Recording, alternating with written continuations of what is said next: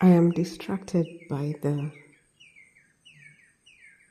flowers that creep upon you when you approach what you think is a thorny bush, only to find beautiful wildflowers growing therein. I am surprised by the shade provided by a thorny acacia. This desolate place holds more life than I have encountered in lusher, more green spaces. And I'm not sure if it's just the miracle of creation or the fact that man interferes less in a place like this. This is my reflection for day 4 as we continue to explore Lake Turkana at the courtesy of Turkana Basin Institute and Macondo Book Company or Macondo Literary Company, and they've been so generous in providing this opportunity to be close to nature, disrupting nature, and letting that be reflected in our work, in our poetry. And so day 4 was spent mostly in reflection. I was going through a book titled The Rift by Shem Kompion, and it's mostly a photographic journey through what can be found in various areas of the Rift Valley, from the volcanoes to the people to the plant life to just the conversations explored and seen about the Great Rift Valley. It is a beautiful book, and I didn't realize that it would be so emotional going through it. I didn't get far. I think a couple of pages in, I was already so blown away by the variety of creation, by the variety of geographical factors, by just the reflections of everyday life and the decisions that weigh on people, both current and past.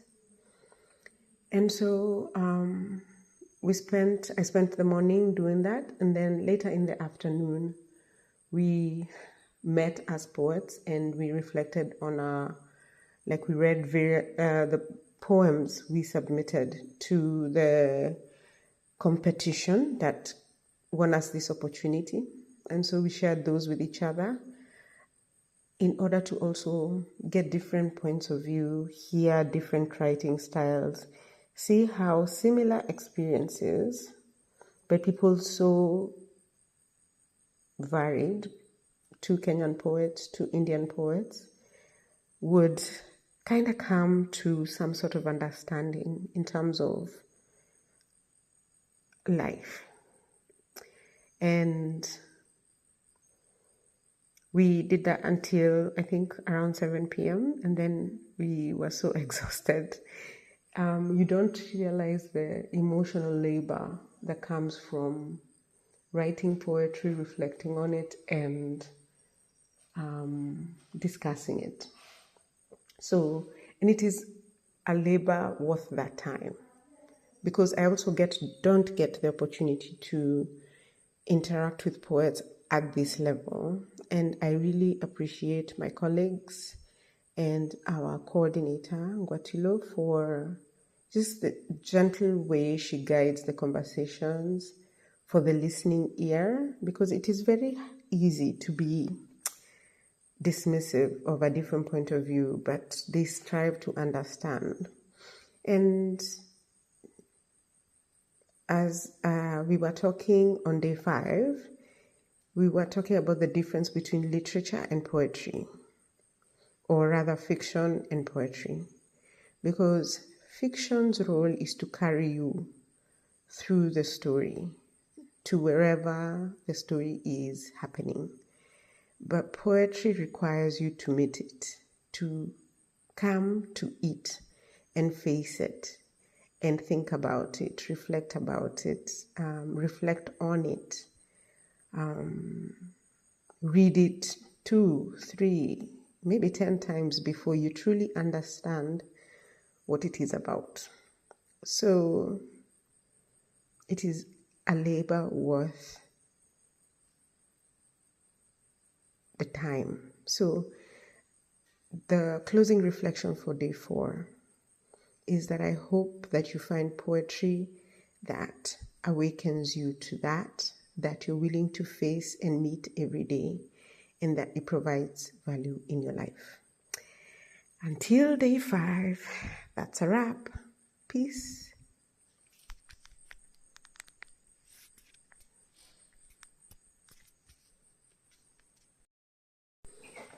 Hey Divas, I am reflecting on day 5 of the Turkana Basin Institute and Macondo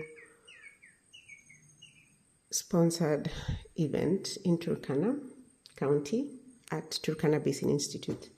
So day 5, we woke up very early so that we could have breakfast at around, I think we were supposed to have breakfast at 6:30 and then head off on a great adventure. So we woke up on time, packed our things, and we had breakfast before we set off.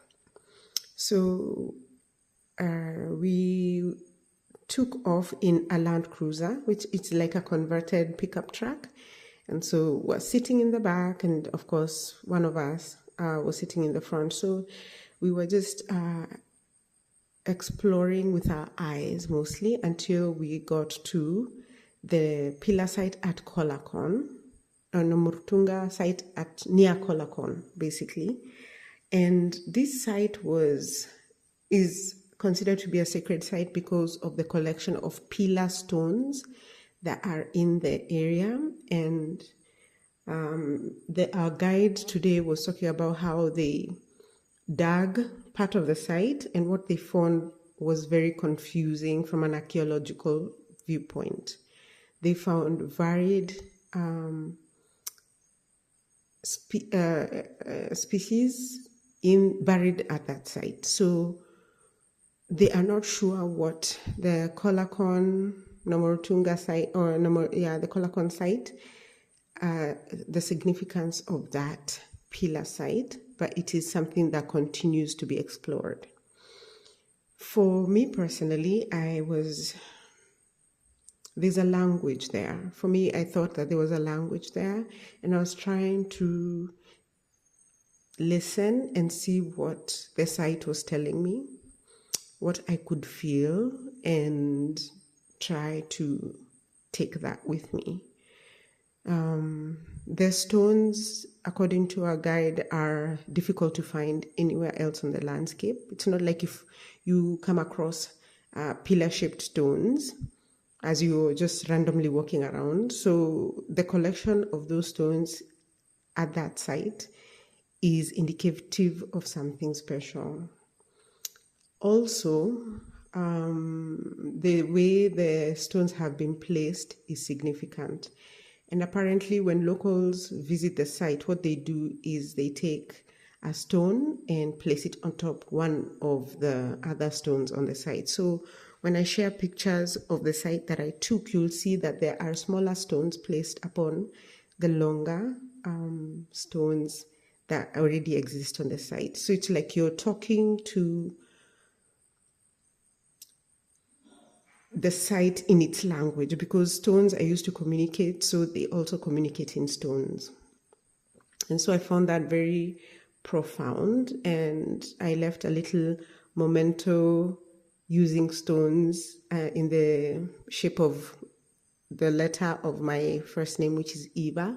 So I left an E in that area, and I made a special prayer in gratitude for that site existing.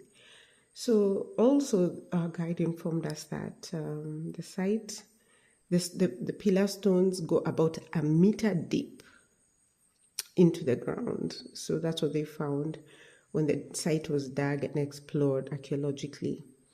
So that in itself also shows that either the stones have been there a significant amount of time, or that they like, and also that there's more under the surface than there is on the surface in terms of the size of those stones. So it was kind of profound and interesting. And as I was leaving, I found a feather. And for me, a feather is significant because I believe this is the symbol for poets, the feather. It's usually the feather and the scroll.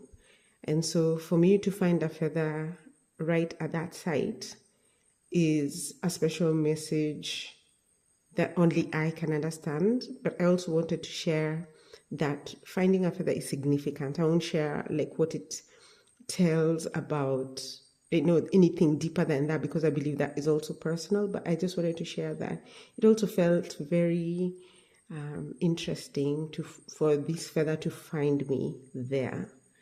Because even as we're interacting here at TBI and on our various excursions with various birds, various animals, I have not found a feather. And even finding a feather on this trip is very significant because I am here as a poet. I am trusting my gift as a poet to understand or to kind of bridge and relay the wisdom that is shared by nature in this environment.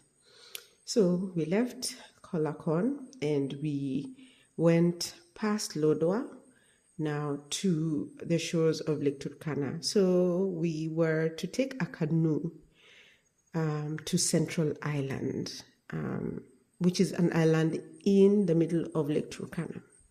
So there's a little town at the shore of the lake, and this town is temporary because the levels of Lake Victoria have been rising over the last 4 or so years, and this has displaced huge populations of people that live by the water, by Lake Turkana, that fish from it, that live by it for their livelihood, for their survival. And so it is a very, like, you come upon this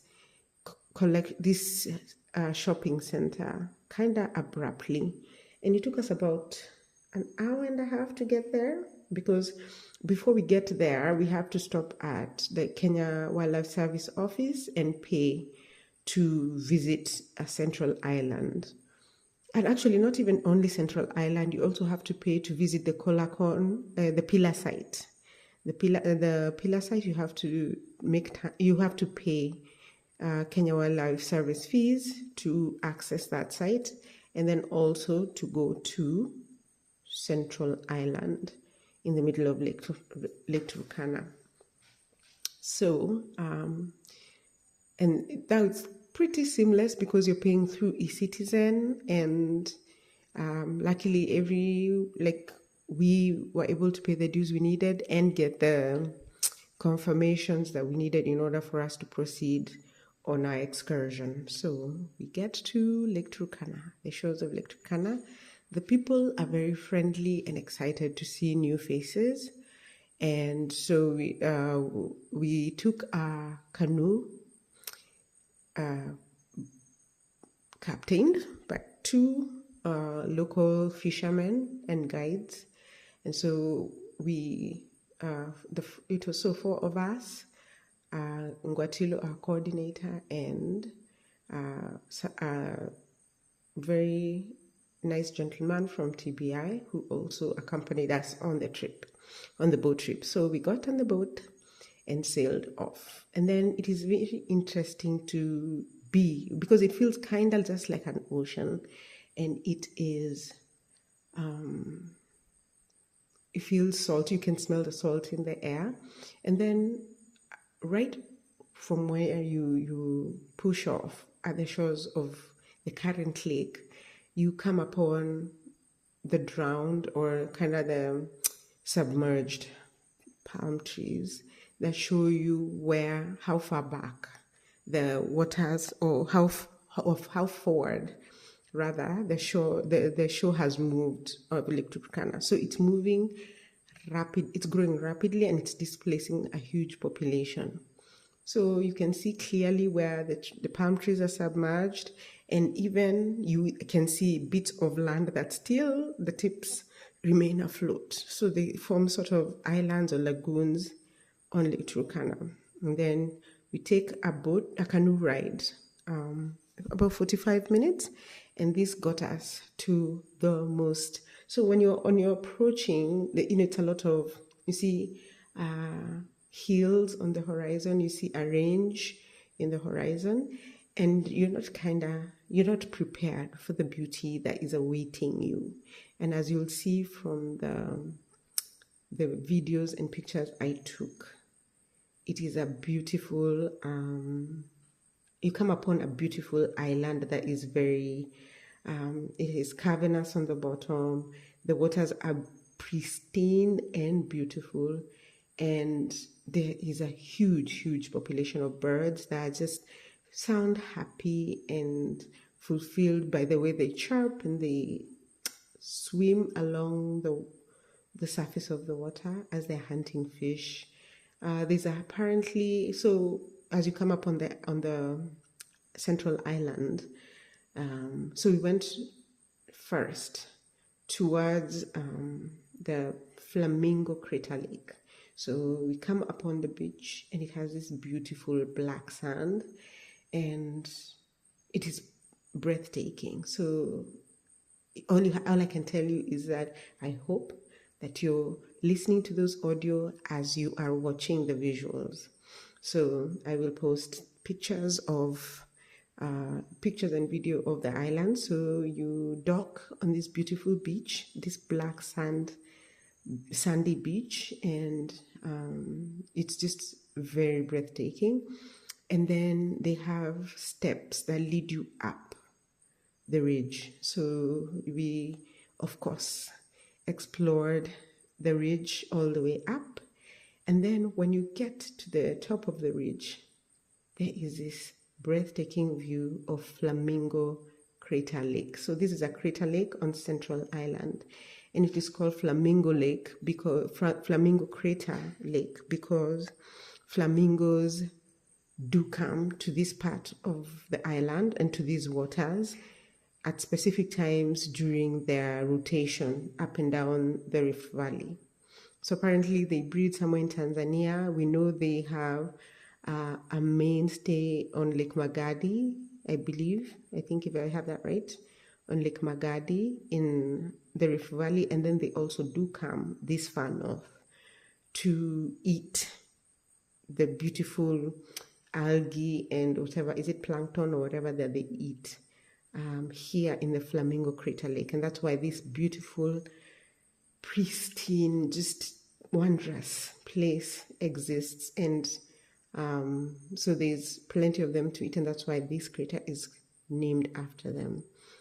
There's a beautiful collection of wildflowers and wild bush that grows in this region, and you can only truly appreciate it by watching the videos and the pictures that I have shared.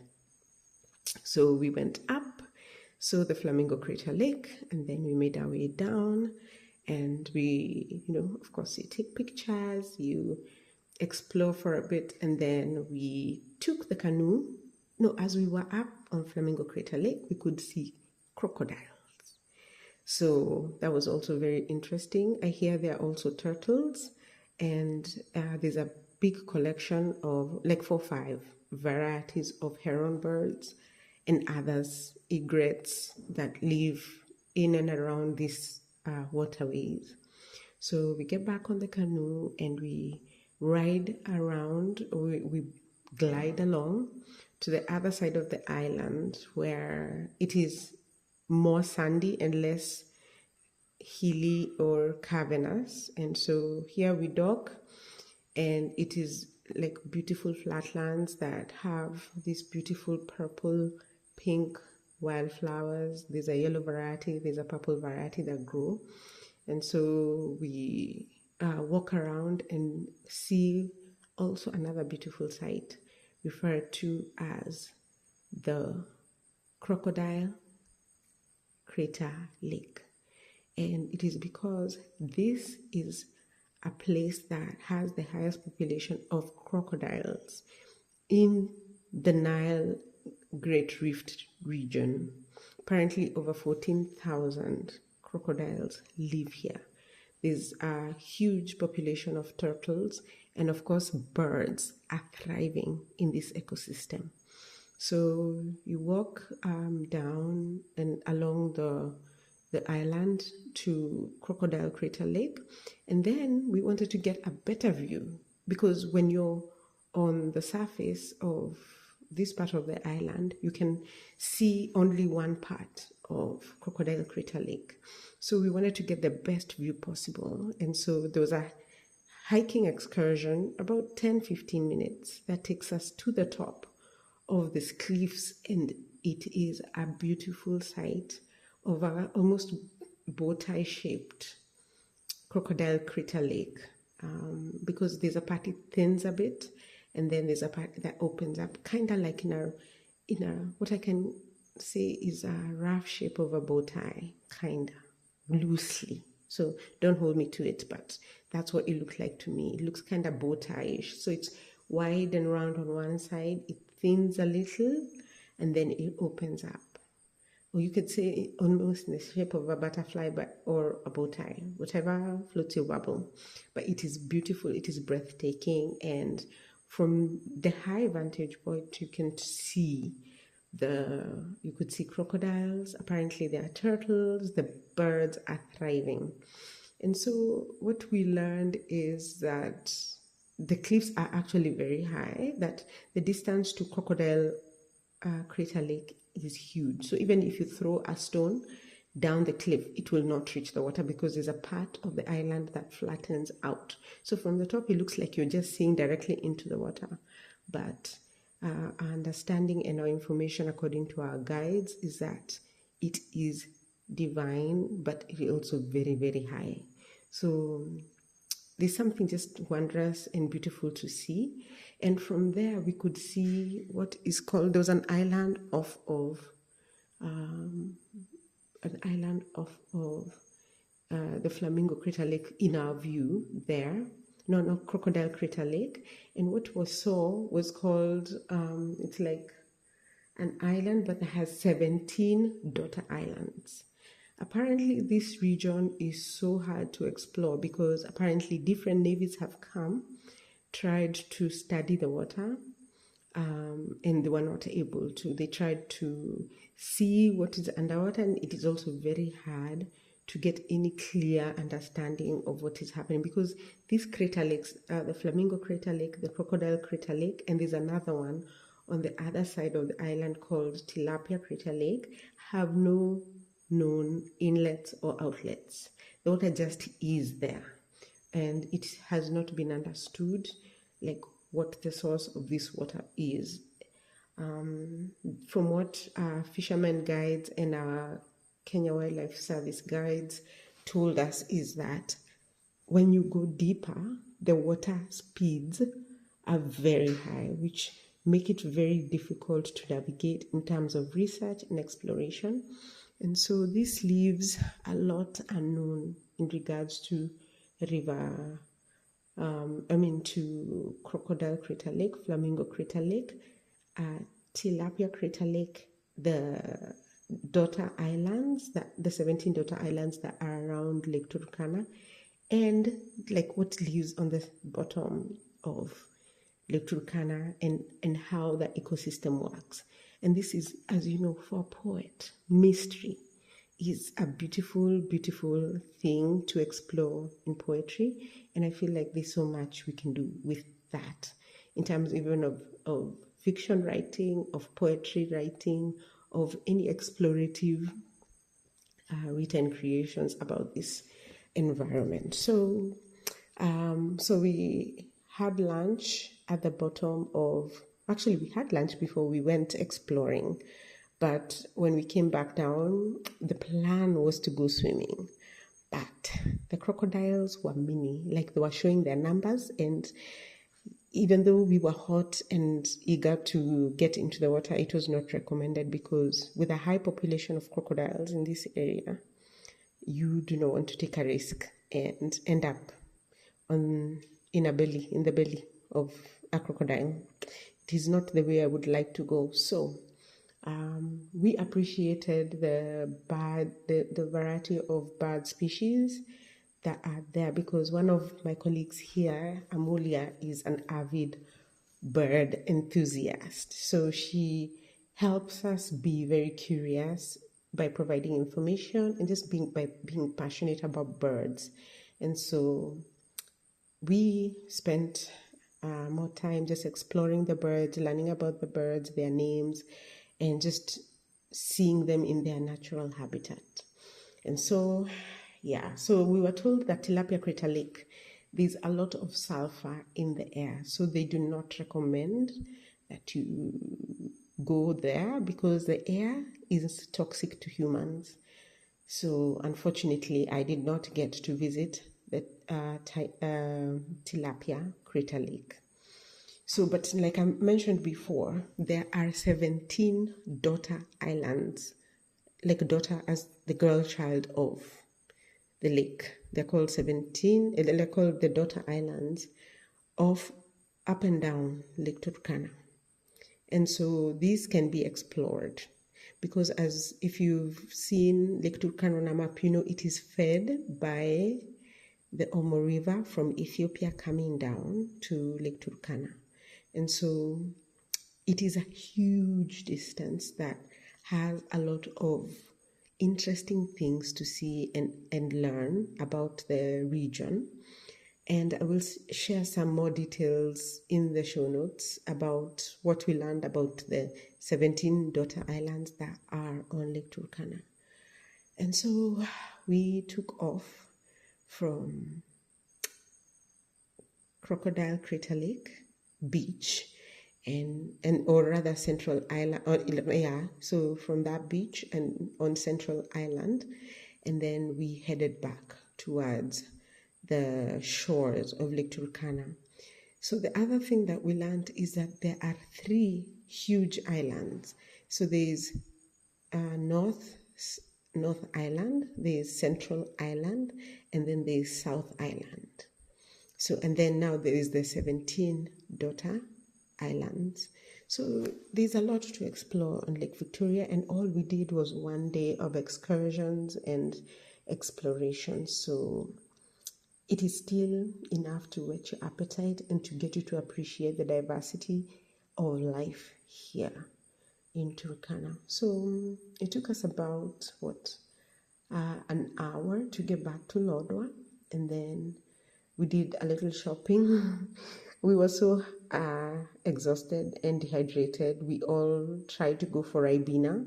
And for those who are in Kenya that know, Ribena is like a black currant drink that has been in our market for very many years, over 30 years. So it was a very Kenyan thing to do. So most of us, like everyone but me, got a Ribena. I got a Mirinda because Mirinda was also a soda of our childhood, and so I wanted to relive that. So we took our Ribenas as we reflected on the day and started heading back to the Turkana Basin Institute.